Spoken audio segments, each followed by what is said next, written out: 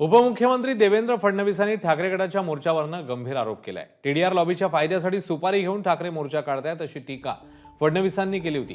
त्यांच्या या टीकेला ठाकरे गटाचे खासदार संजय राऊत यांनी प्रत्युत्तर दिलं।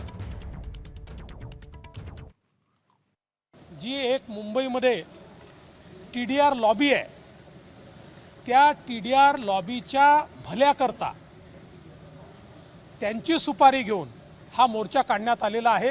असे किती मोर्चे निघाले तरी धारावीच्या लोकांना पक्क घर आम्ही देणारच। देवेंद्र फडणवीस काय म्हणतात त्याकडे लक्ष द्यायची गरज नाही।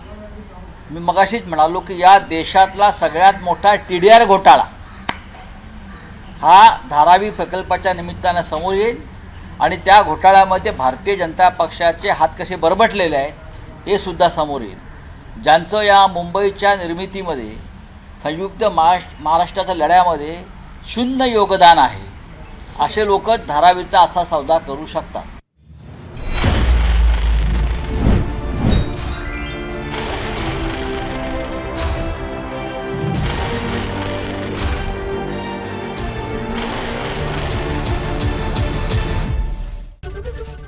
एबीपी माझा, उघडा डोळे बघा नीट।